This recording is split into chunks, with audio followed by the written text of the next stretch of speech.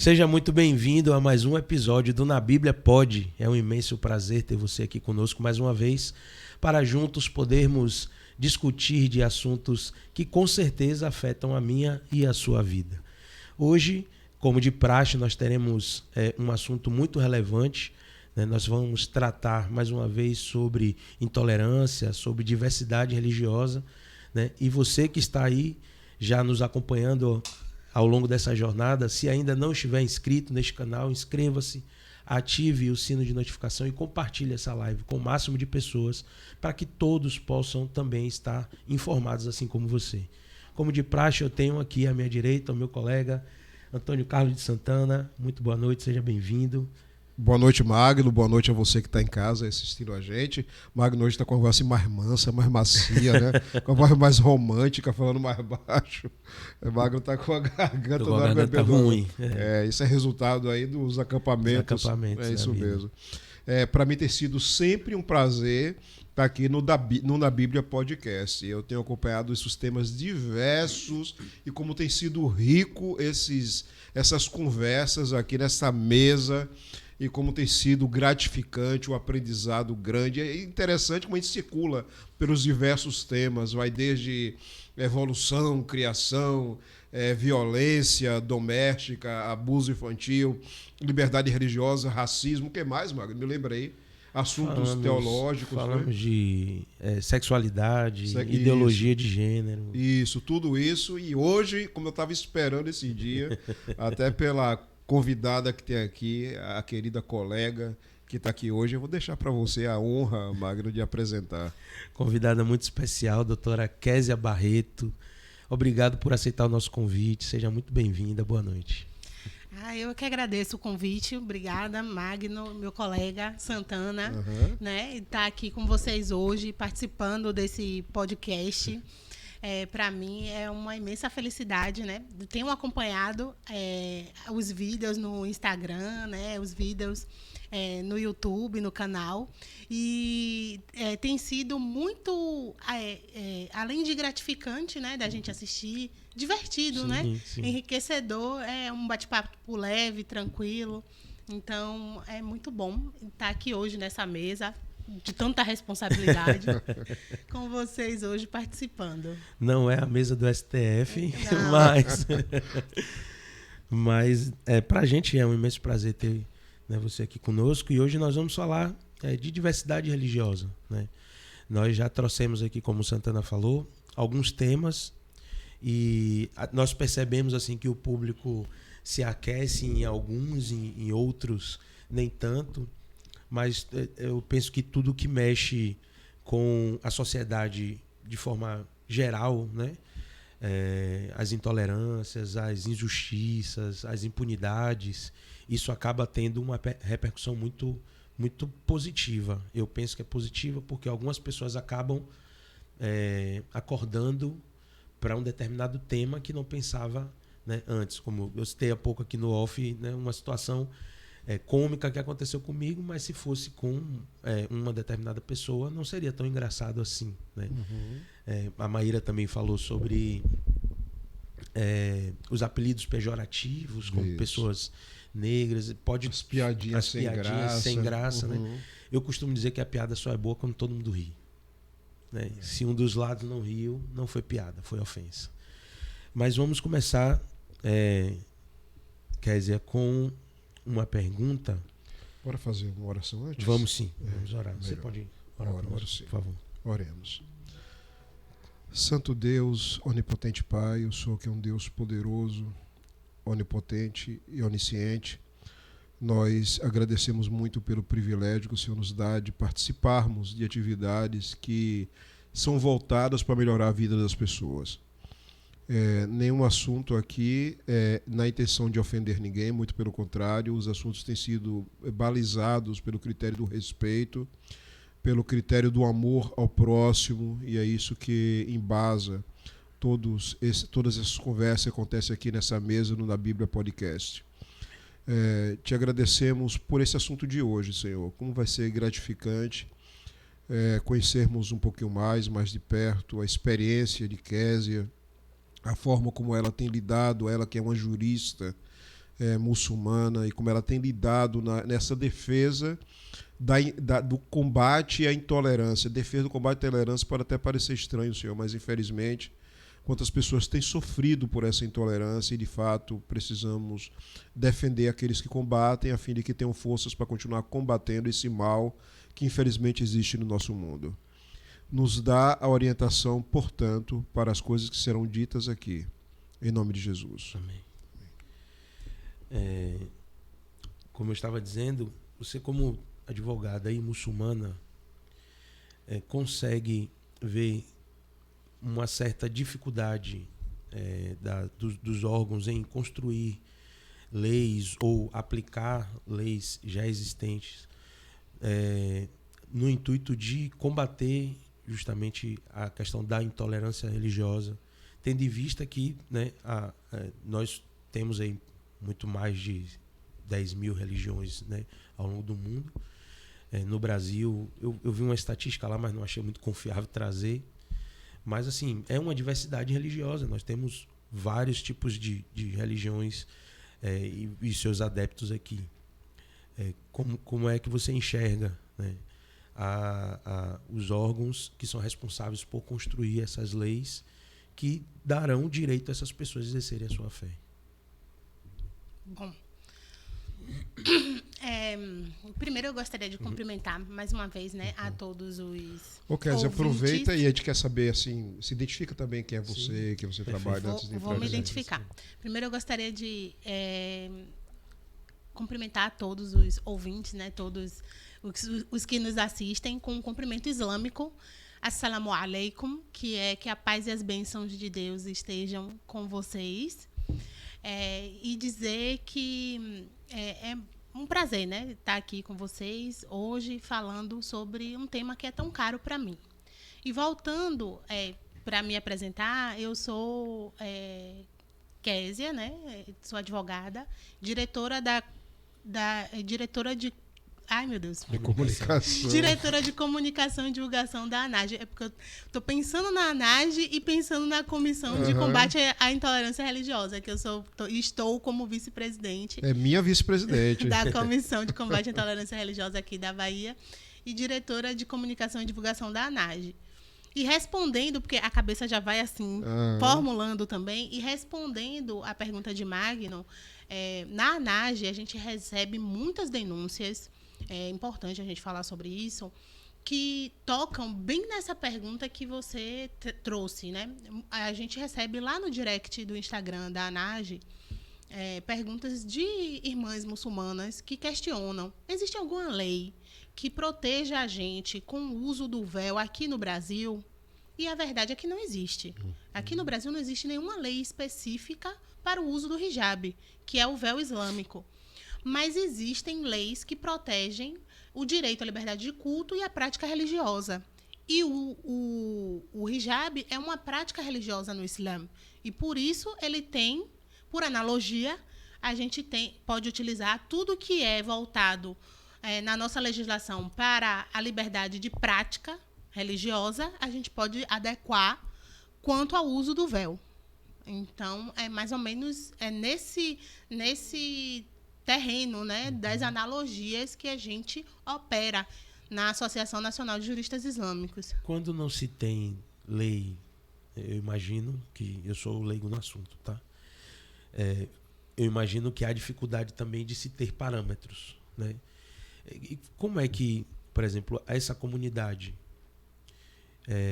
que é imprescindível para a comunidade do Islã, né, a sua prática religiosa, através de todas as nuances, não ter esse parâmetro, né, para ajudar as pessoas a exercerem a sua fé? Sim.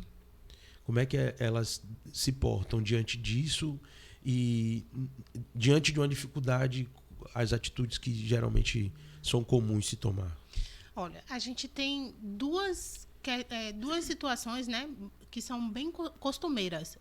Primeiro, as pessoas desabafam na internet. Sim. Que acho que isso é uma coisa comum nos dias atuais, né? E a segunda opção, né, que também é bastante costumeira, são as pessoas não denunciar. Não procuram um Disque 100, né, que é o canal dos direitos humanos, para poder criar essa denúncia. É muito importante que você que está aqui nos assistindo, independente da sua religião, ou até mesmo se você não tiver nenhuma religião, que se você passar por alguma ação, né, algum ato de intolerância religiosa, você procure os canais efetivos de denúncia, como o Disque 100, e denuncie, para que gere dados, para que esses dados possam ser coletados e que promovam políticas públicas em atenção ou à sua religiosidade, né, enfim, que possam realmente mudar nosso cenário. Porque aqui no Brasil, hoje, a gente tem um tipo de intolerância religiosa como se fosse velada, né? É como se tudo tivesse bem, mas não está tão bem assim. Não. E é uma das provas do que a Kézia trouxe aqui, para você ter ideia, aqui na Bahia se criou uma ronda específica para a questão de intolerância religiosa, que é a Ronda Alminira. Não sabia. Tem uma ronda. Eu tive até quando eu estive lá no terreiro de Mãe Marta, que ela estava sendo, na minha prática, junto à Comissão de Combate à Intolerância Religiosa, ela estava sendo vítima de intolerância religiosa de um vizinho da frente, na Rua do Carvão, ali no Santo Antônio Além do Carmo. E quem estava lá, os comandantes da Ronda Mineira.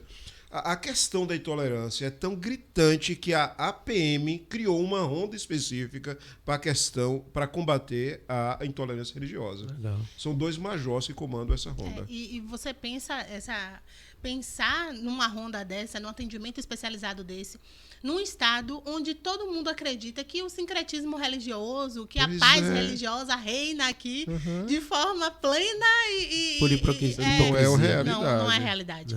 Não é a realidade do nosso estado e não é a realidade que se reproduz também no nosso país. Porque mesmo com o território, né, com dimensões continentais como a gente tem aqui no Brasil, e com a diversidade e a pluralidade que a gente tem no nosso país, não é a realidade de que todo lugar, todo o território nacional tem essa paz também. A gente passa aqui na Bahia e em outros estados pela mesma questão da intolerância religiosa. Você estava falando há pouco sobre a dificuldade em aeroportos, né? Sim. De embarcar esse constrangimento, ainda que não ativo, né? O constrangimento passivo, porque os olhares das pessoas que estão ali cuidando da segurança ou que estão fazendo atendimento do voo, né? Um olhar preconceituoso, né? Eu imagino que você já deva ter passado por isso muitas vezes, né? Já passei e já passei também em viagem profissional. Então, enquanto advogada, a gente sabe que existem prerrogativas, né? Se a gente está ali numa viagem para atuação profissional, e mesmo assim não é considerado. A gente passa pela aquela avaliação, pela aquela revista, e é uma situação de constrangimento, porque a fila para, né? Todo mundo fica te olhando. Existe aquele preconceito já por causa do uso do véu islâmico, e as pessoas me identificam quanto à minha religiosidade só por eu estar ali naquele ambiente. Então, você já fica preocupado. E fora isso tudo, tem a questão da Covid, né, gente? A gente vai ter a nossa mala toda revirada, né, apalpada, aberta, enfim. É uma situação que é ruim em qualquer ângulo que a gente possa analisar. Eu vi em um dos vídeos que eu assisti ao seu respeito uma frase que eu achei muito interessante sua. Pedir que uma muçulmana retire o véu em público equivale a pedir que uma mulher não muçulmana retire a sua blusa. Então é um desrespeito muito grande para, assim, as pessoas que estão do outro lado não imaginam, né? Agora, esse não imagina é ignorância mesmo. A sua sensação é ignorância ou maldade? Depende. E nisso a gente pode analisar, por exemplo, eu tenho certeza que Maíra, na última conversa aqui na Bíblia Pode, no podcast, isso, né? Ela deve ter falado algo sobre isso, né? Sobre as pessoas não terem interesse em buscar conhecimento sobre o racismo. Uma ignorância intencional. Isso. A mesma coisa existe quanto à intolerância religiosa, né? Se aquilo não é da sua conveniência, se aquilo não é do seu interesse, você simplesmente se abstém. E o fato de você se abster de conhecimento intencionalmente, é uma forma de intolerância religiosa, porque você vai cometer atos que podem ser intencionais ou não intencionais, mas que geraram uma consequência que foi levada por você de forma intencional, no sentido de que você não se preocupou, você não atendeu, não observou. Então, você simplesmente foi no fluxo e naquele fluxo você cometeu uma coisa imprópria, né? Um ato que é considerado intolerante. Então, existe essa parte, né, da intenção. E as pessoas, de um modo geral, elas não têm... não é a curiosidade que a gente vai falar. É assim, se você faz parte da religião hegemônica, se o Estado lhe contempla, se está tudo bom para você, por que você vai ter que se preocupar com as ditas minorias religiosas? Por que você que vai ter que estudar? Se está tudo tão confortável, tá tudo ótimo para você, por que você vai se debruçar sobre um tema que não lhe diz respeito? Mas isso traz consequências. Pois é. Quais consequências? As consequências, elas são voltadas no ordenamento jurídico, né, no que fere a liberdade religiosa, a prática de culto, o sentimento religioso, né, porque as pessoas confundem, assim como tem, né, o professor Adilson Moreira, ele tem um livro que fala sobre o racismo recreativo. E eu, por analogia e gaiatice, gosto de dizer que também existe um racismo religioso recreativo, né, que faz parte dessa temática. Sim. E que as pessoas utilizam das religiões como motivo de graça, de piada, e o que fere o sentimento religioso, que está abarcado na nossa Constituição, abarcado e protegido pela nossa Constituição Federal. Então, a gente não pode... pensar que essa graça, essa brincadeira, ela não seja passível, né, de ser aplicada uma conduta, né, uma prática criminal ali dentro daquela brincadeira. Nada é tão inocente assim. Entendeu? O limite do humor. Né? E um dos problemas é considerar a prática religiosa do outro uma besteira. A gente sofre isso enquanto adventistas. Sim. Quantas vezes o jovem adventista não vai para a faculdade, pedir para o coordenador para ser liberado da atividade no sábado, ele diz, peço para o seu pastor para deixar dessa vez. Pede para falar com o pastor. Né? Ele considera... Diga, pode falar. Eu sou aluno de gastronomia. Sim. Então imagina, enquanto adventista, quando eu fui matricular na escola de gastronomia, eu conversei com a coordenadora do curso e disse a ela que eu era adventista e eu gostaria de me abster de manipular proteína suína e frutos do mar. E ela disse que eu tinha que esperar o professor, eu tinha que matricular e esperar o professor. Se o professor liberasse, eu falei, não, então não vou me matricular. E aí ela me garantiu que eu não faria. Na sala de aula, de fato, eu fui liberado. Eu assisto a aula, mas eu sou liberado de manipular esse tipo de alimento. Mas assim, o tempo inteiro meus colegas me perguntam, por que você não come carne de porco? Por que você não come... Sim, sim. Né, na divisão das tarefas, ela é como um mega masterchef, né?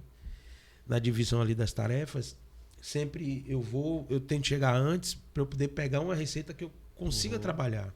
Mas já aconteceu de não ter nenhuma receita que eu conseguisse trabalhar. Isso. E eu passar a aula inteira cortando cebola, tomate, fazendo arroz, sabe? Ajudando meus colegas por conta disso. Assim, e os pratinhos que você posta é uma tentação, né, Bárbara? Vou parar de postar esse negócio aí. Mas só que as pessoas olham para certas práticas religiosas e acham que é uma besteira. Por quê? Porque para ele é confortável, como vocês falaram aí agora. Então, olha assim, vai tirar uma foto para colocar na sua identidade, na sua habilitação. É besteira tirar o véu, entendeu? É besteira para a pessoa que pratica a religião de matriz africana, que naquele dia específico tem que usar a cobertura, para entrar no fórum tem que tirar... A falta de respeito à religião do outro. Nesse momento as pessoas confundem, né?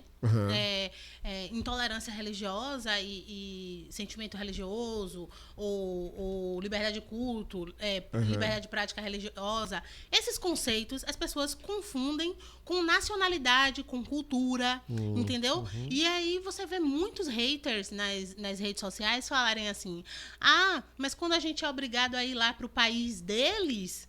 A gente tem que usar, se vestir como eles. Por que aqui eles não se vestem como a gente e aceitam a nossa cultura?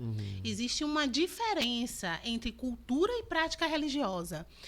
O Islã é uma religião universal. Ele é uma religião que pode ser praticada em qualquer lugar do mundo. E em qualquer lugar do mundo, a mulher muçulmana ela tem que usar o véu. Entende? Então, seja na Arábia Saudita, seja aqui no Brasil, a mesma exigência que ela deveria de usar lá, ela tem que usar aqui. Entendeu? É uma obrigação dentro da religião. E aqui ainda é uma luta, né, Kézia? Porque a gente viu sua defesa no STF referente ao uso do véu ou não para tirar documentos, habilitações, essas coisas. É muito mais difícil você ser uma mulher muçulmana que usa o véu aqui no Brasil do que em um país de maioria islâmica. E isso não só para a emissão de documentos oficiais, mas para o mercado de trabalho, para sair no dia a dia, para viver uma vida comum, assim como qualquer mulher vive, sabe? É muito complicado, porque tem muitas mulheres que são arrimo de família aqui no Brasil, que para poder ingressarem no mercado de trabalho tem que tirar o véu para poder trabalhar. Então, você tem aí uma política, né, que é quase de contenção dentro do exercício individual da prática religiosa e da liberdade de consciência individual, né, de cada um, de cada pessoa, voltada para essa demanda do mercado de trabalho que praticamente intitula, né, rotula e diz como você deve ou não agir. E aí, cabe a você também, dentro da sua religiosidade, no que você falou, da manipulação de carne de porco e de frutos do mar. E cabe também a nós, também, quanto à carne de porco e quanto ao uso do véu. Os homens também, que usam barba, também passam por essa mesma demanda. Então, é uma situação que ocorre, em sua maioria, nos países que são ocidentais, né? Não são países de maioria islâmica. E que prezam pelo respeito ao exercício da fé e religiosidade, né? Diga-se de passagem. Muitas pessoas dizem respeitar, mas de fato na prática não é isso que acontece. Teve uma outra citação que você fez aí do Adilson Moreira, que eu achei interessante. Estigmas culturais cumprem uma função social relevante, estabelecem padrões de diferenciação cultural, o que inclui parâmetros de diferenciação das identidades e comportamentos entre grupos. Essa diferenciação cultural não é um dificultador para que as pessoas de fato entendam que cultura é diferente de prática religiosa? Não, eu acho que você diferenciar, né, cultura e religião é uma coisa imprescindível. Indireta no que toca à minha religião. Porque, assim, nem todo árabe é muçulmano e nem todo muçulmano é árabe. Mas as pessoas têm uma ideia de que todo árabe é muçulmano. Você é muçulmana convertida. Eu sou uma muçulmana convertida e não tenho origem árabe. Então, é a primeira prova de que nem todo muçulmano é árabe. Sim. E muita gente, né, de países árabes, por exemplo... Desculpa. Se você pensar na população do Líbano, né, aqui no Brasil tem mais libaneses do que no Líbano. A população libanesa no Brasil é maior do que a população libanesa dentro do próprio Líbano.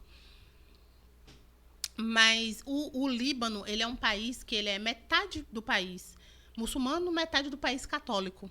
Metade. Sim. Então você tem libaneses católicos que oram, né, que fazem sua reza a Allah dentro da igreja católica e falam Allah. E são católicos. E outros países também, por exemplo, quando a gente pensa na Indonésia, né? A Indonésia é um país que ele é de maioria islâmica. Sim. Mas se você pensar na ilha de Bali, que fica dentro da Indonésia, é uma ilha que ela é hinduísta. Hinduísta não. Budista. Uhum. Entendeu? É uma ilha que de maioria budista. Então, assim, as pessoas confundem muito isso. E aí o que eu acho bem divertido é que, assim, que na internet aparece muito assim, então quando você voltar lá para o seu país, eu vou voltar para onde? Seu país é o Brasil, né? E aí as pessoas dizem assim, isso porque você vive aqui. Queria ver se você vivesse lá. Mas se você reparar, os destinos de luxo, que são, assim, que a gente vê nas redes sociais que todo mundo quer ir, São os a árabes. maioria são destinos de maioria muçulmana. Tá todo mundo pagando a rodo para poder ir. Se você pensa nas Ilhas Maldivas, é um país de maioria islâmica. Que é Dubai. que é Dubai, é maioria Bali. islâmica, né? Então, assim, as pessoas se interessam por destinos que são de maioria islâmica. E existe pluralidade também nesses destinos, né? Porque cada um pode ir, você vê as pessoas de biquíni usando e ali aproveitando a praia, os turistas, e não tem problema nenhum. Então, a gente tem que diferenciar o que é cultura do que é religião. Aí você vai pensar, mas na Arábia Saudita não pode. Na Arábia Saudita já é uma cultura diferente. Não é uma questão da religiosidade diferente. A religiosidade é a mesma, mas a cultura é diferente. A cultura já enxerga de forma diferente. Assim como a gente muda, por exemplo, vai para a Índia, a cultura é diferente. Vai para o Japão, é uma outra cultura. Cada país tem uma cultura diferente. Aqui, por exemplo, tem a Igreja Cristã do Brasil que as mulheres usam véu. Sim. E eu já participei de um culto desse quando eu morava no estado de Goiás. Um amigo meu era dessa congregação e ele me fez o convite e eu fui lá assistir o culto. E os homens sentam de um lado, as mulheres do outro, e todas as mulheres usam véu enquanto estiverem dentro da congregação. Isso é uma regra, é uma prática religiosa imprescindível, porque eu não lembro se tinha visitantes. Eu imagino que o visitante ele não vai expor, né? Mas, literalmente, no dia que eu estava lá, todas as mulheres estavam com um véu branco cobrindo a sua cabeça. E, para mim, soou diferente, estranho, porque eu nunca tinha visto aquilo. Mas depois deixou de ser, né? E aí, cabe a mim respeitar também, né? No mínimo. A falta de conhecimento não pode ser uma prerrogativa para o desrespeito. Por isso que eu fiz a pergunta, né? Você acha que a ignorância... Porque tem gente que é ignorante por conveniência. Né? Eu não quero saber. E uma outra coisa que me vem muito à mente, assim... A questão da ignorância, Magno. Grave aí que você Sim, falou. Continua. A questão da ignorância, é importante dizer que o ignorante e o não ignorante, se afrontar a lei, vai sofrer as penas da lei. Sim. Porque a ninguém pode alegar que desconhece a lei para descumpri-la, entendeu? Então, aquele que ignora e pratica intolerância religiosa, ele pode sofrer as penas da lei, tanto criminal como civilmente. Aproveitando, quais são essas penas? Quais são essas consequências? De uma forma assim, mais clara. A gente tem o artigo 5º da Constituição Federal, que são os mais comuns que a gente opera, né? A Lei 7.716 de 89, que agora foi revisada, com os crimes de injúria racial. Então, basicamente, são essas que a gente mais lida na prática do dia a dia. Pode ser presa, pode ser processada? Pode, claro que pode. Agora, e o que muitas pessoas dizem, mas não dá em nada, né? Porque é muito frágil todo esse processo entre a denúncia e a efetividade, né, das ações aqui no Brasil, no que tange ao combate à intolerância religiosa. Mas pode ser que seja condenado penal e civilmente, como o doutor Santana falou? Claro que pode, entendeu? Nós temos efetividade para isso aqui no Brasil, temos precedentes aqui no Brasil dentro dessa perspectiva, então pode sim, entendeu? É porque a prática da intolerância religiosa, às vezes ela agrava, chega ao ponto de haver homicídios como resultado da intolerância religiosa.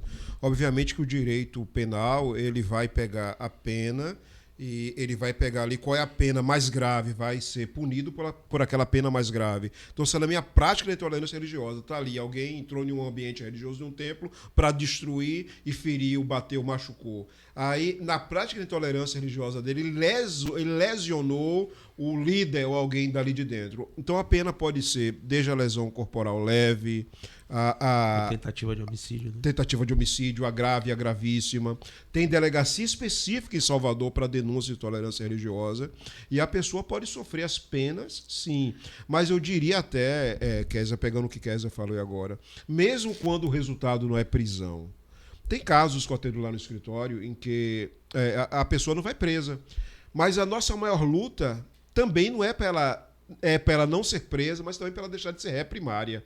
Entendeu? Então, se a pessoa que praticou intolerância religiosa, se ela for condenada e, não fui preso não, estou somente pagando uma cesta básica, ajudando a comunidade, mas deixou de ser réu primário. Fica o registro do crime. Entendeu? Né? Isso é muito sério para a vida de uma pessoa séria. Não estou falando para o bandido. Estou falando para a vida de uma pessoa séria. Deixar de ser réu primário, a vida dele atrapalhou toda. Entendeu?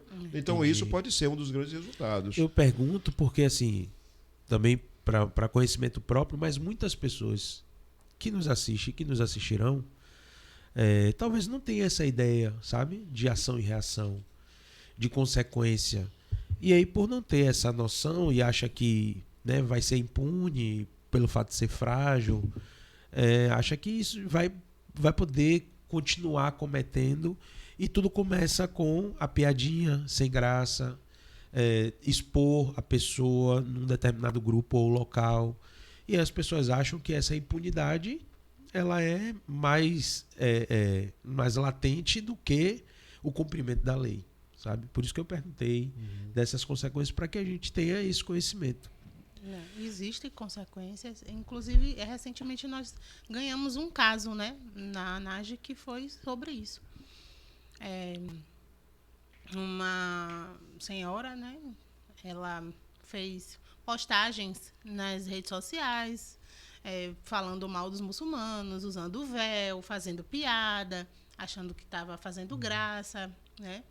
E a gente pegou todo esse material, coletou e entrou com ação contra ela, pedindo reparação, né? Sim. Pela comunidade muçulmana, porque ela tinha uma conta com bastante seguidores e existe um dano que é criado atualmente porque você amplia nas redes sociais, né, o discurso de ódio, né, de ódio religioso, quando você utiliza esse mecanismo das redes sociais para esse fim. Então, existe uma responsabilidade criminal dentro dessa perspectiva, e o importante que, assim, quando é no dia a dia, uma coisa assim, as pessoas têm mais noção sobre isso, mas quando é na internet, as pessoas têm uma ideia de que tudo pode. Sim. E não pode tudo. Pois é. Né? Eu vi ontem, que o Clube Real Madrid, o Vinícius Júnior passou por uma situação lá de racismo, e algumas pessoas falaram que era isolado e tal, e aí ele fez uma declaração que o clube tomou a decisão que, se isso ocorresse novamente naquela competição, que o time inteiro seria retirado de campo. Perfeito. Estava esperando isso, sabia? E todos os colegas dele corroboraram com a ideia. Não, assim, algumas pessoas falaram, né, alguns atletas no vestiário, não, se isso acontecer de novo quando nós retornarmos, todo mundo vai sair de campo e tal. Você acha que é isso que falta para que uma ação coletiva, para que a intolerância religiosa seja, sabe? Mas isso é o que a gente fala, assim. Para isso precisa de um letramento racial, precisa de um letramento dentro desse aspecto do combate à intolerância religiosa, porque se a maioria se sente confortável dentro do padrão em que vive, vai mudar para quê? Entendeu? Verdade. Então, precisa ter, primeiro, um incômodo. O que gera mudanças, né? O que provoca mudanças na nossa sociedade é o incômodo. Esses colegas, eles se incomodaram com a situação de Vinha. Será que as pessoas têm se incomodado, né? As pessoas que não sofrem intolerância religiosa, será que elas têm se incomodado com a situação das pessoas que sofrem intolerância religiosa? Será que isso tem chegado até elas? Então, é sobre isso. É sobre como a sociedade tem percebido esse avanço, ou apenas uma amplitude de denúncias. Será que sempre existiu? Ou agora que a gente está vendo mais porque tem sido mais notificado sobre as denúncias de intolerância religiosa? A sensação que eu tenho às vezes é que algumas pessoas vivem numa bolha e acham que essas coisas não vão bater na sua porta. Aí eu vou jogar pedra no meu próprio telhado. Enquanto cristão, eu já presenciei muito mais intolerância religiosa por parte de evangélicos em relação a outras religiões do que o contrário. Né? E assim, a gente nunca se coloca no lugar do outro. Né? Porque eu, por exemplo, já eu não vou dizer que eu sofri uma intolerância, mas numa determinada reunião você cita que é cristão e você percebe que algumas pessoas se incomodam realmente, né, com o fato de você ser cristão. Sim. Não, eu tenho um amigo, inclusive, que eu até citei aqui, que é meu estudo bíblico mais longo, porque a gente estuda a Bíblia de uma forma... O cara já é quase teólogo.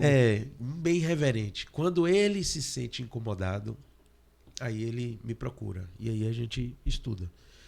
E algumas vezes ele falou, eu me incomodo com o fato de você ser cristão. Eu falei, rapaz, não posso fazer nada por você. Eu me incomodo. Nós éramos sócios, aí eu me incomodo o fato de você não trabalhar no sábado.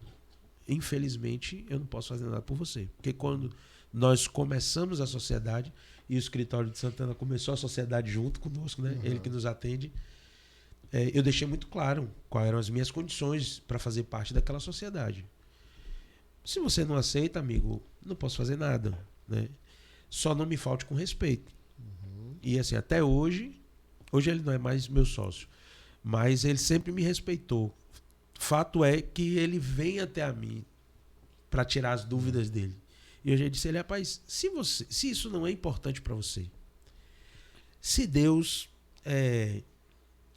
de alguma forma não faz parte da sua vida, se você não crê que o mundo foi criado por Deus e tudo aqui, todos os relatos que existem na Bíblia, por que você se incomoda? Boa pergunta. E ele não me responde. Hoje eu mandei até um vídeo para ele de um evangélico vendendo urina abençoada. Mas é comédia, né? Não tem uma pessoa que faz comédia. Pois é. Eu quero acreditar que pois sim. é. Não, tem um que... Aí eu mandei para ele e perguntei assim. Tem um que vende enxada com a lama do dilúvio. Mas é comédia. Aí eu perguntei, cristão ou endemoniado? Perguntei a ele. Aí a resposta dele, não sei te responder. Pois é. Porque ele é uma pessoa que se incomoda, principalmente com a prática, vou botar entre aspas, né? Porque eu não quero também pintar ele como um monstro, mas ele se incomoda com algumas práticas religiosas. Sim. Mas também não falta com respeito. Quando a gente se incomoda com a prática religiosa das outras pessoas, seja ela qual for, o problema não está com a outra pessoa, está com a gente. Então é ele que tem que tratar os problemas dele. E quanto a essa perspectiva que você trouxe de uma análise geral quanto a perspectiva religiosa aqui no Brasil, né? Na semana passada eu estava no Fórum Interreligioso do G20, né, em Brasília, e o ministro dos Direitos Humanos ele trouxe uma perspectiva muito interessante no discurso dele.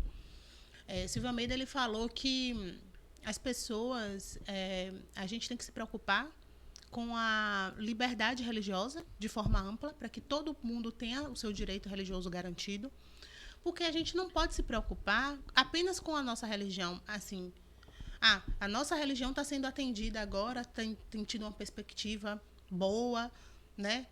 Só que quando o governo mudar? Se depender do governo. E quando entrar o próximo governo, será que vai ser a sua religião ou vai ser do outro? E aí, se o outro quiser fazer revanche com você do que você fez com ele no próximo governo? Então, você não tem que se preocupar com isso. Com quem está qual é a religião que está na situação, na oposição. Não entra nessa perspectiva. As religiões elas têm que ser respeitadas de forma ampla para que mude o governo, venha governo, troque governo e tudo continue com o mesmo respeito e os mesmos direitos garantidos. Até porque o país é laico, né? Ele não tem religião. Senão a insegurança jurídica seria enorme. Justamente. Né? Já pensou como é que as pessoas viveriam? Justamente. Tem um pensamento a respeito dessa questão da intolerância. Assim, a cada ano nós percebemos que há uma decadência da raça humana, sabe? De modo geral. As pessoas não se vestem mais como se vestiam, não falam mais como falavam, não pensam, não agem mais. Será que evolução ou involução? Como é que a gente chama isso? Pois é. Ou regressão. E aí eu pergunto, né, não sei se sentimento ou se você consegue talvez enxergar isso também dentro da área profissional. Talvez essa essas questões de intolerância.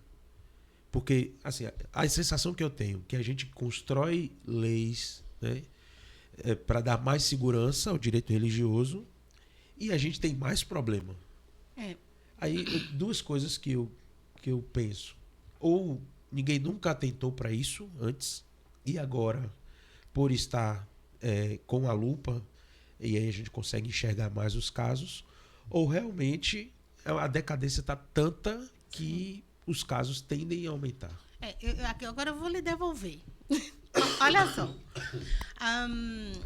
Na época de Jesus, as mulheres usavam véu.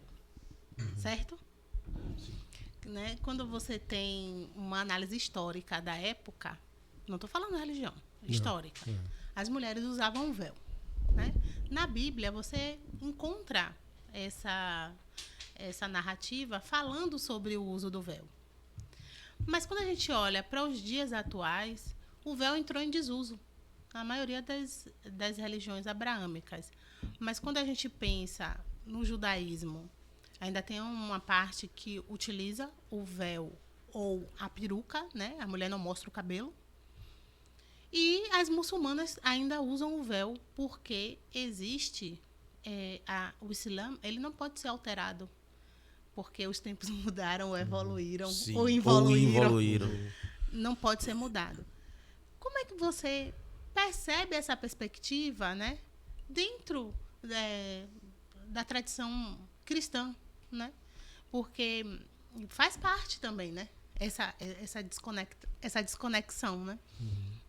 Do uso do véu, né? Da vestimenta, que também entrou, né, em desuso. Não é mais importante. E aí a gente percebe que, mesmo assim, ainda tem duas religiões que vêm dentro desse mesmo diálogo que cobrem a mulher cobre a cabeça. Sim. Tanto as muçulmanas quanto as judias cobrem a cabeça, né? E por que na perspectiva da tradição cristã, essa tradição, né, se perdeu? Se perdeu. É isso, eu penso que assim, a depravação tem sido tanta que as pessoas têm, sei lá, mudado o foco. Deixou de ser importante. Não deveria. Porque eu, uma certa vez, numa oportunidade assim, de um grupo, a gente estava falando sobre tradição e sobre princípio. E entramos no tópico de vestimenta. E a pessoa questionou que não, eu não abro mão dos meus princípios. Aí eu falei, a roupa na Bíblia, a roupa, o uso de determinada peça não é um princípio, é um costume aqui, né, nessa igreja. É diferente de, por exemplo, sei lá, os mandamentos do Senhor e outros princípios de alimentação, enfim. Então é interessante ter esse cuidado, porque às vezes você pesa a mão naquilo que é costume e afasta as pessoas do princípio. Vou dar um exemplo bem esdrúxulo. Eu prestei serviço numa multinacional do ramo alimentício. E naturalmente eu não posso entrar dentro de um depósito com essa barba. Sim. Né? Mas no Rio Grande do Sul, o bigodinho ele é permitido. Porque é um costume cultural. E lá eles têm um projetinho de lei que permite que eles trabalhem com bigode aparado e tal. Quem controla isso? A empresa precisa ter um inspetor de qualidade que vai avaliar o bigodinho de todo mundo. Mas quando o assunto é religião, princípio é princípio. Então algumas pessoas aí, né, respondendo, eu penso que algumas pessoas abandonaram o princípio, sabe? Ou transformaram o princípio em costume. Porque quando deixa de ser princípio, eu tenho uma prerrogativa de usar ou não, né? De cumprir ou não. Porque costume é costume. Aqui não é costume. Acho que aqui na igreja, sei lá, devo ser um dos 2 ou 3 de 600 e tantos membros que tem uma barba desse tamanho. Dentro da perspectiva islâmica, a gente também tem, né? Os costumes, eles entram na vivência, né, da prática religiosa no Islã. Então, cada país ele tem um consenso de sábios que analisam situações novas, né, do cotidiano. Esses local. sábios, como é que são chamados? É sábios mesmo? São sheikhs, né? Sheikhs, o que vocês conhecem como sheikhs são sheikhs. E aí eles se reúnem, né, para poder Foram ver aqueles a que perspectiva local. deram continuidade após a morte de Maomé? Não, Foram sheikhs, é não, um né? consenso, assim, são pessoas que estudaram a religião islâmica, Sim. fizeram o curso, né, para estudar, e aí Sim. fizeram pós-graduação, Ok, tem mestrado, ok. doutorado, então É são título chés, mesmo, marchés, ok. isso, Aham. que têm conhecimento na religião islâmica e aplicam, por analogia, o que tem já consolidado da religião em situações práticas do cotidiano local. Então, cada país tem o seu consenso. Entendeu? Então, o entendimento... Como se fosse uma convenção. Isso. Então, muitas das vezes, um entendimento que os Conselho dos Sábios têm aqui não é o mesmo que tem em outro país. Porque os problemas, as situações do outro país já são diferentes das situações que ocorrem aqui. Então, já são outras análises, entendeu? Isso interfere na conduta dos seus membros. Isso interfere na prática. Mas não muda a religião. Sim. Tudo que for obrigatório na religião ainda é obrigatório em todo lugar. A questão do princípio. Mas o que puder ser adequado é adequado de acordo com esse consenso nacional. Sim. E não olhar de uma cultura totalmente diferente à cultura brasileira, entendeu? Entendi. Algumas pessoas, por exemplo, acham que, ainda nessa conversa, né, que o homem ele não pode usar bermuda. Não, o homem não deve usar bermuda. O cristão, isso aí é um pecado, usar bermuda. Enfim, eu vou até repetir, né? Eu falei com ela, cuidado, porque assim, eu pelo menos posso até estar errado, mas eu nunca vi na Bíblia uma proibição de Deus para o homem usar ou não uma bermuda. Então eu disse, tome cuidado, porque o costume pode afastar a pessoa do princípio. Sabe? Eu sou cristão adventista, mas no meu estudo bíblico, a maioria deles, a igreja produz um monte de material, sabe? Mas eu ainda dou preferência em usar unicamente a Bíblia. Porque me força até a estudar. Porque o material, ele facilita. Sim. Né? E aí, ao facilitar, muita gente negligencia o estudo. Sim. E ao negligenciar o estudo, você pode passar para uma pessoa aquilo que não está de acordo com a Bíblia, assim como para o Islã não esteja de acordo com o Alcorão. Mas assim como na Bíblia você baseia o estudo bíblico na hermenêutica e exegese, no Alcorão você baseia na Sunna e nos hadith do profeta Muhammad, né, que a paz e a bênção de Deus esteja sobre ele. Sim. Então, existe esse parâmetro também. A gente não pode ler o Alcorão puro e simplesmente sem esse amparo da Sunna e dos hadiths, para até entender qual foi o momento histórico que aconteceu. Porque, assim, o Alcorão, as suratas que tem no Alcorão, elas são respostas de Deus para determinadas situações que ocorreu com o povo. Né?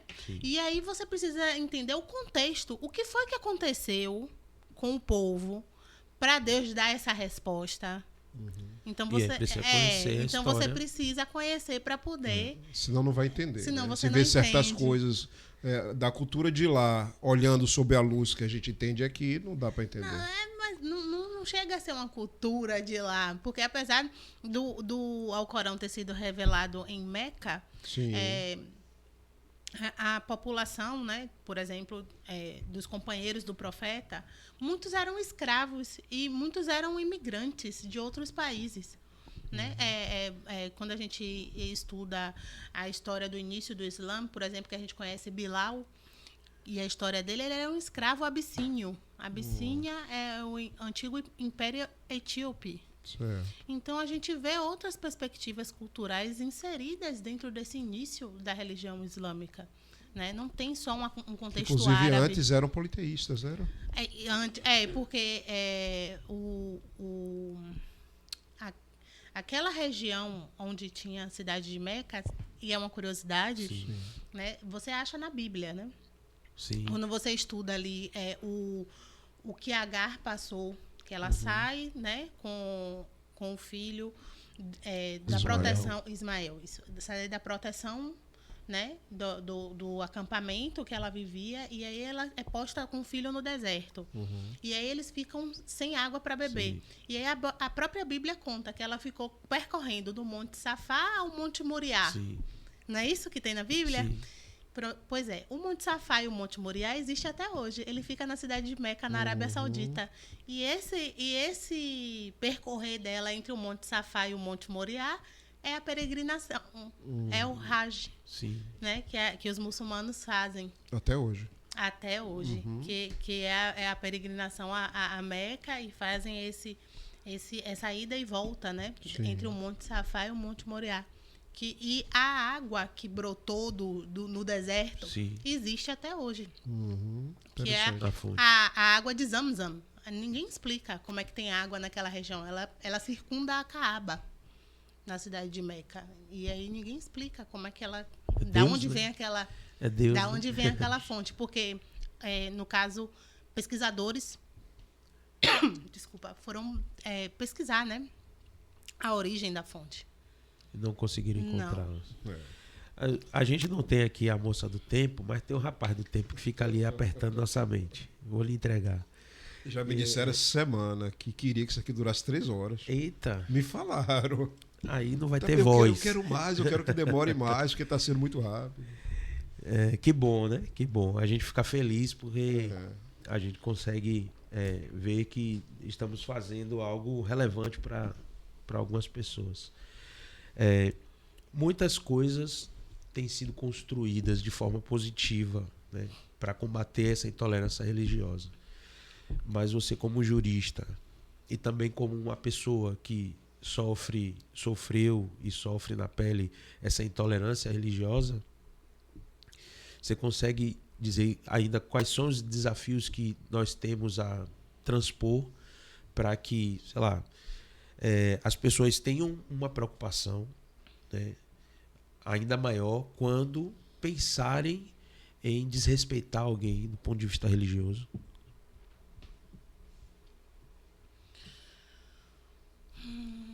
Eu acho que as pessoas, de um modo geral, elas têm que agir por empatia, né? Nós vivemos numa sociedade plural e cada um tem a sua perspectiva pessoal, a sua identidade pessoal, né? E se a gente se respeitar, né, e houver esse respeito mútuo, a gente convive bem. Tá todo mundo vítima da... Tem um pouquinho de água.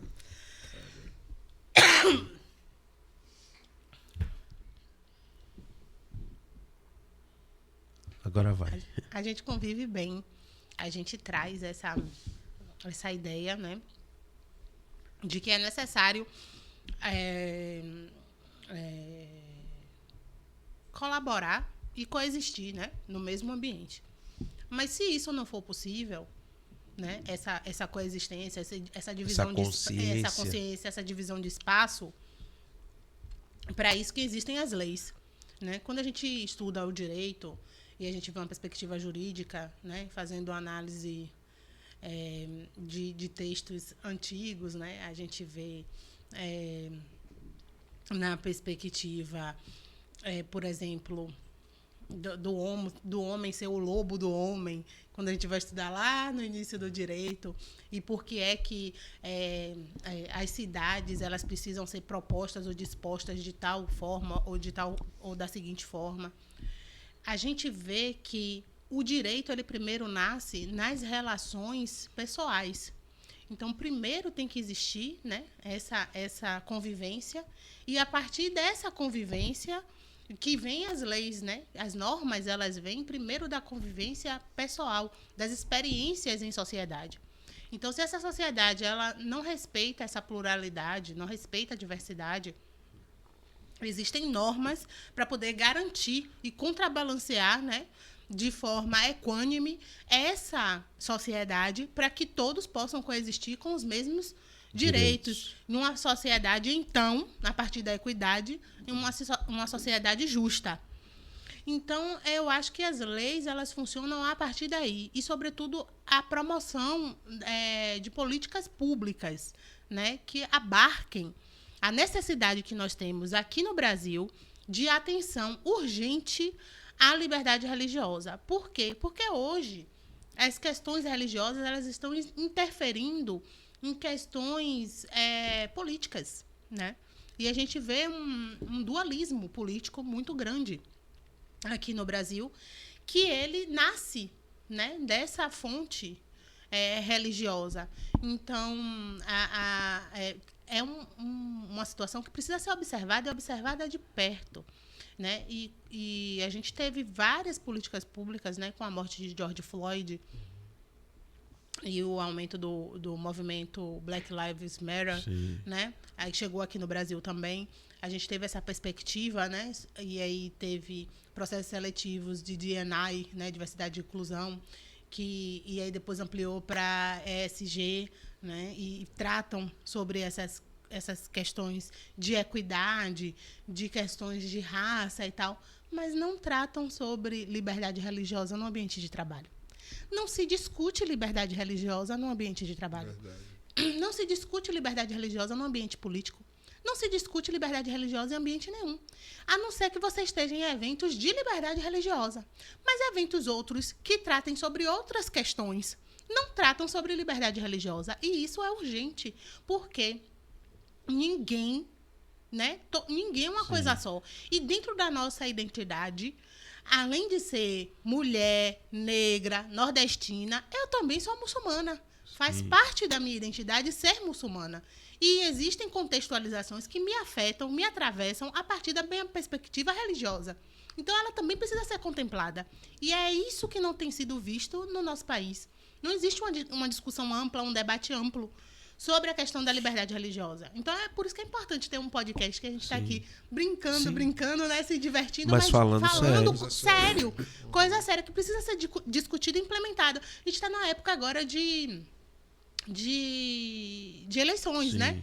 A gente vê muita gente com uma identidade religiosa pleiteando o cargo, mas a gente vê também muito político usando, né, essa pauta para se promover. Mas a gente quer saber assim, e as propostas de fato que perpassem sobre a liberdade religiosa, onde estão? Sinceramente, eu não vejo. Existem. Não existe. Então, é sempre a mesma conversinha. Então transporte, nós saúde, não sei novamente ao ponto de partida.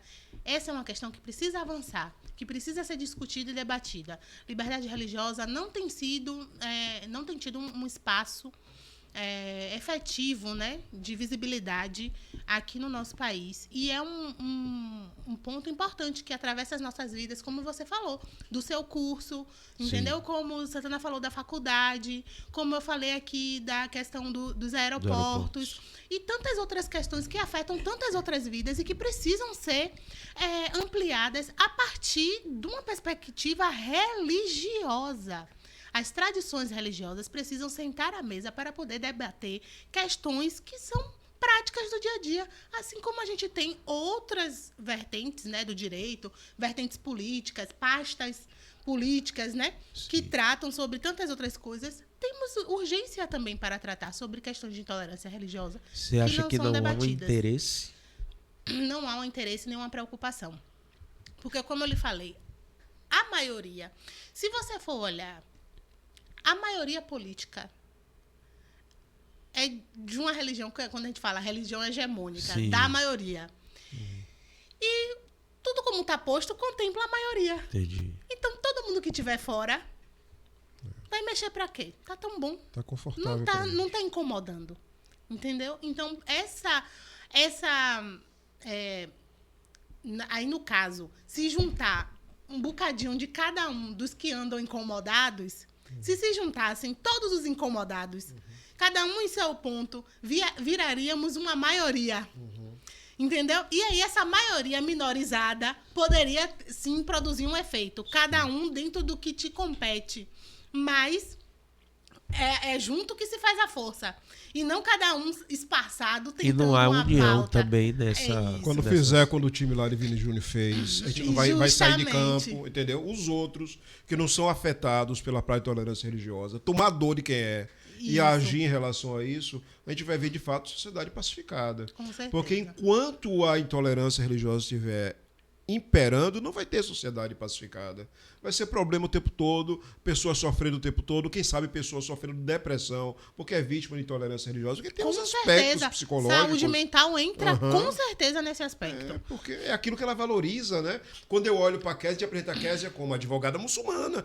Ser muçulmana faz parte da minha identidade de Kézia. Sim. Então, se você afronta o fato dela ser muçulmana, mexe com a identidade dela e vai mexer com o psique dela. Então, as pessoas que são vítimas de intolerância religiosa sofrem também problemas psiquiátricos e isso causa uma disfunção social enorme e precisa ser resolvido urgente.